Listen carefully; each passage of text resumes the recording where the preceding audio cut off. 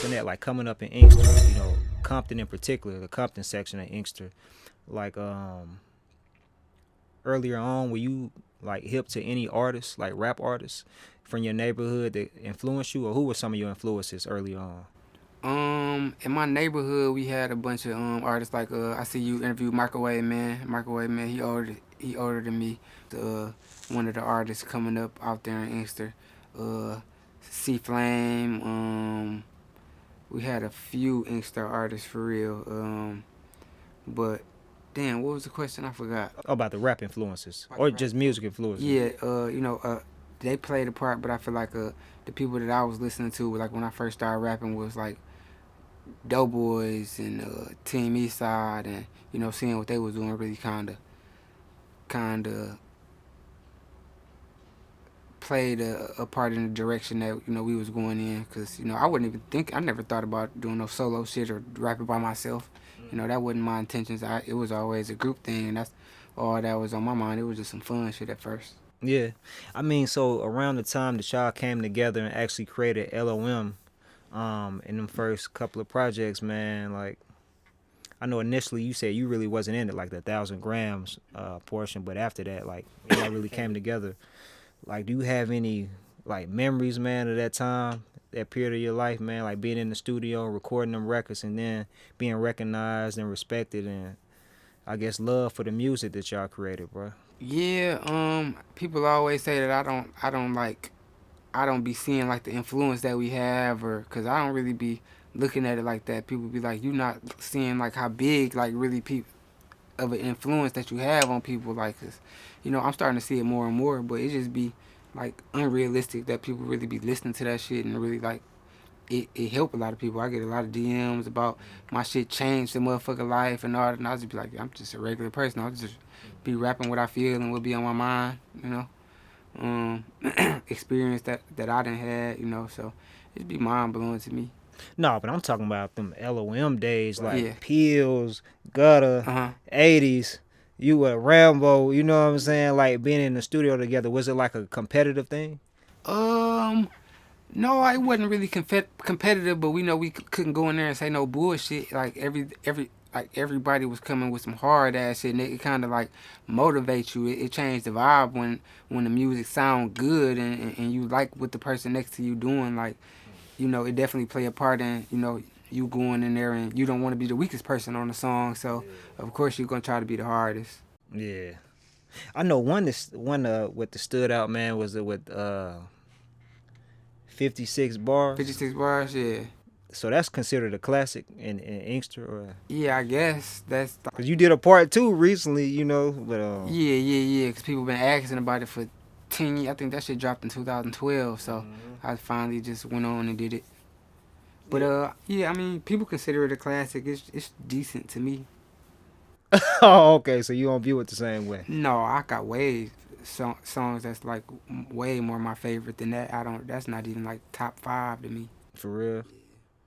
I mean, for the outside looking in, like a viewer who's checking out this, who may not be familiar with your music, like what would you say would be like some songs you would encourage them to check out, or a particular project? I know me personally, man, I think one of my favorites by you is album wise, like Chestnut Checkers. Chestnut Checkers. I fuck with that. Yeah, I listen to that and like, well, maybe because it'd be old by the time I like, it'd be old to me by the time I release it. Like, it might be new to you. Like me and my engineer Zero was just talking about that. I think uh, it like the shit that's my favorite. Like people not gonna hear from like 2 years from now. Like the stuff that is my favorite is like I just recently made. But like you say, to a viewer that's like just getting up on me, I would say They Don't Know, My Life, um, Beef Over, Headed to Texas. I think that's on Chestnut Checkers. Yeah. Headed to Texas is one of my top five, and I can't even think of. Oh, Do the Math. Do the Math. Oh, Brick Fair. No, Do the Math. Brick Fair instead of Do the Math. I'm surprised you ain't said that. Checkmate, man. Checkmate. That ain't one of them. It's hard, but I was kind of trying to name shit that it's just me. I think that's super hard because Babyface and Payroll on it. But as far as like just my solos, them other ones. Dude, I like the part you said before we even knew who you was, scrub. Yeah, You know what I'm saying? I don't know, for whatever reason, I love that part of the song, yeah, man. But I mean, even creating that particular track, like that's legendary to me. yeah. Um, you got Ray on there, you got Payroll on there, and you. And Like, how did that come about, bro? Is that a Cardo beat, or who made that? It sounded like a Cardo beat no, almost. Pay Cash made that beat. Yeah, man. How did that that song? I know you put the video out. You know what I mean? Like, how did that come about though? Um, how did that come about? I sent it to Payroll to get on it. And oh yeah, I don't know if you seen the off the porch interview I just did, but that song was from 2018. I recorded that song in 2018. Checkmate. Yeah, and we just dropped it last year. That shit sound like we just made it, but that shit was recorded for 4 years ago, 5 years ago. That's what I be meaning by the time it get new to you, that shit old to me. So I don't feel the same about it as people do because I done listened to it a million times. And I feel like I done got better, so I don't be want to listen to that shit. But I sent it to Payroll to get on it. At the time, I was trying to get Babyface on another song, so I sent him that song by mistake. And when he sent it back, the verse was so hard I couldn't like take him off or something. He one of our biggest artists in the city, so ain't nobody about to take him off no song. So we took it and ran with it, and I just put it on ice. I'm one of the people I believe in like timing is everything. So I want to wait. I know if like I get this buzz going, then I drop that, it's gonna get even crazier. So I be tucking a lot of songs until I feel like it's the right time. When people feel like, oh, he can't make shit as hard as he just did, then I got shit in the vault I could drop for the next 3-4 years. Damn, bro, that's crazy. You made that in 2018. When I came home from jail. Yeah. I mean, speaking about that, so what you got indicted around 2014, 2015? 14, yep, I got indicted in 2014 and had to self-surrender until 2016. I mean, since it's behind you, can you talk about like what led to you going to prison? At first it was the access device fraud case. The project, I mean the what is it called? The management in my condos came in the house to fix something, and I had everything just laying out on the table, credit cards and embossing machines and all type of shit that I shouldn't have had out. And they called the police and they came and raided. But while I was out on bond for that, I caught a over 50 manufacturing, delivering, controlled substance charge on heroin. So that happened in like May of 2015. So when I got sentenced for that, they ran it concurrent with my other case that I already had to turn myself in for. Damn. So what were you facing originally? Do you remember? Before getting hit with the drug related case. It was just 14 to 20 months or something like that. And how much more intense did it become after that? When something run concurrent, it run with the exact same time that you already have, so it didn't add nothing additional to it because I played out to a year for that. Was that your first time being in any real trouble? Yeah, I've been in trouble before, but like far as facing prison time, yeah. Yeah. So you were locked up for like 2 years? Yeah, 21 months. 21 months. So or a little bit under 2 years. Like, how was that period of your life, man? Like, being behind bars, being away from the money, being away from the music, being away from your family, your friends, so on and so forth, man. It had its pros and cons. I lost a lot of friends, a lot of family, but I seen like the people that really fucked with me. As far as keeping in touch, checking on my kids, make sure my kids were straight. I lost properties being in jail, all type of stuff.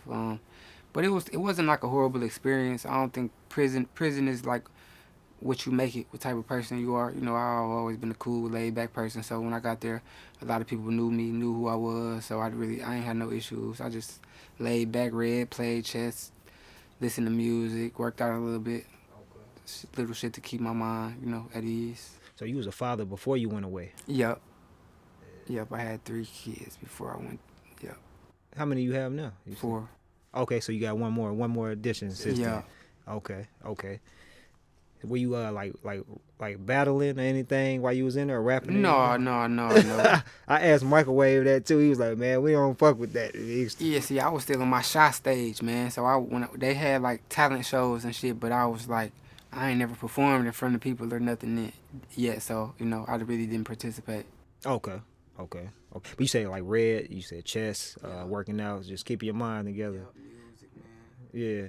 So once you got out, that's when you really started to take music more seriously? Yep, hell yeah. Or how big of an adjustment was it for you, after you got released? I mean, I feel like the talent was still there. As far as adjusting, Being back in the free world, yeah, I mean, that was cool. I really didn't have to do a lot of adjusting. I've always been the type like I can adapt to any environment or situation. So, I really didn't have to do much adjusting, but it was new, like trying to take on music like full fledged and not do other stuff. Yeah, yeah. I mean, but even saying that, bro, like I can remember even like prior to this most recent incident that you got caught up, in a couple situations. Although you were taking music more seriously, were you still struggling to be fully committed, having like one foot in something else and Yeah, one hell foot yeah. It's in? always hard to turn down money. Motherfuckers calling you, get in touch with you, trying to look for this and that, and you like, nah, bro, I ain't on that. It's very hard. It take a lot of self discipline. Yeah. I mean, so saying that, like I'm familiar with the Texas incident. Like you got the son like headed to Texas. Right. I would assume that was created before Yeah, that was the before. actual incident, but you've been messing with Texas. Yeah. I would assume, but prior to that, had you already been in them type of situations? Like near death experiences or just crazy incidents? Yeah, hell yeah. Prior to the Texas situation, yeah, the Texas situation, I think that wasn't until 2020, if I'm not mistaken. Yeah. I've been in crazier situations in 2013, 14. Crazier? Hell yeah, definitely. Like I know you said you been kidnapped before. I've almost got kidnapped. Oh, I thought you said you got kidnapped. I've almost got kidnapped, yeah. Twice, actually. Twice? Yeah. I just thought about a different incident, but yeah, this happened in like 2000. One incident happened in like 2010, and the other incident happened in like 2013, 14. Dude, how do you almost get kidnapped? They try it, and it don't be successful. I mean, but you can't go in a little bit more. That's crazy, man. It sounds like something off a movie, like almost getting kidnapped or getting kidnapped, and then you still, breathing, bro. You still like able to create music. You still able to be around for your family. You know what I'm saying? Like, you don't feel like it's like somebody, rooting for you, like not just in the flesh, but like spiritually, for you to be able to survive all of those different incidents. You know what I mean? Yeah, I feel like something is like ordained and planned and set to happen. I'm just waiting to see what it is at this point. I like to smell like drug money. Could've got my last knock, she can't get a hug from me. It's so hard to find love, it's like bitches trying to find money. I'm so paid in full, but I ain't trying to find Sunny. Trying to call Shotty, I've been trying to find a drink route. I was in Atlanta, I was trying to find a pink house. If I lose gambling, I might have them bring the bricks. Trying to see what's on their mind, like she going to the shrink house. Money my cologne, you can smell it when I pass you. Cause it stretch from 94 all the way to Casual. I won't have no jury on, promise I can bag you. But why you trying to get advice and ain't nobody ask you? Bitch, fuck somebody with that money, my cologne. I smell like blue honey. She say I make her pussy drip cause I got it on. Cause I got that shit on. You gotta build a team, you can't do that shit alone. You can't do it by yourself, nigga. Can make money in my sleep or I can do it off the phone. Be wildin' out with them pills, call me Chico Bean. If you a hater, fuck you, like I'm CeeLo Green.